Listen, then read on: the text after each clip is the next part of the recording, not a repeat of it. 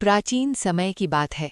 राजा उत्तानपाद के दो रानियां थीं, सुरुचि और सुनीति। सुनीति का पुत्र था ध्रुव और सुरुचि का पुत्र था उत्तम। राजा का अधिक प्रेम सुरुचि और उसके पुत्र के प्रति था, इसलिए ध्रुव को अक्सर उपेक्षा सहनी पड़ती थी। एक दिन छोटा ध्रुव अपने पिता की गोद में बैठना चाहता था। वो दौड़कर गया, लेकिन तभी सुरुचि ने उसे रोक दिया और कठोर शब्दों में कहा, यदि तुम्हें राजा की गोद में बैठना है तो पहले मेरे गर्भ से जन्म लेना होगा। ये शब्द ध्रुव के हृदय में तीर की तरह चुभ गए। वो रोता हुआ अपनी माँ सुनीति के पास गया। सुनीति ने उसे समझाया, बेटा, इस संसार में सच्चा सहारा केवल भगवान है।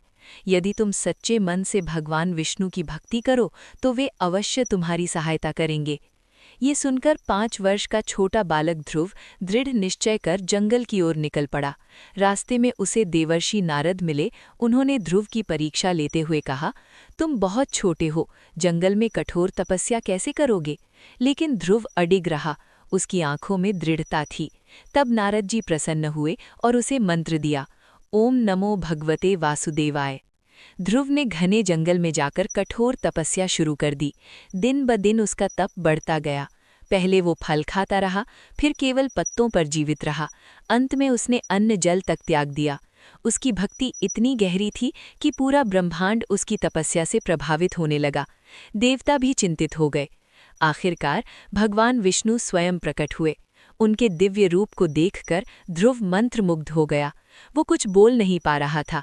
तब भगवान ने अपने शंख से उसके मुख को स्पर्श किया और ध्रुव ने सुंदर स्तुति की। भगवान विष्णु ने कहा, वत्स, मैं तुम्हारी भक्ति से अत्यंत प्रसन्न हूँ।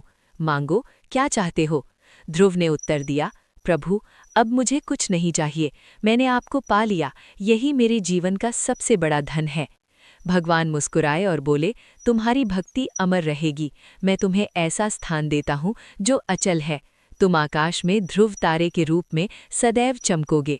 और तभी से ध्रुव आकाश में ध्रुव तारा बनकर अटल और स्थिर चमक रहा है। इस कथा से सीख, उम्र छोटी हो या बड़ी, दृढ़ निश्चय सबसे बड़ा होता है। सच्ची भक्ति और मेहनत कभी व्यर्थ नहीं जाती। अपमान को कमजोरी नहीं, अपनी ताकत बनाओ। जो अपने लक्ष्य पर अटल रहता है, वही ध्रुव बनता है।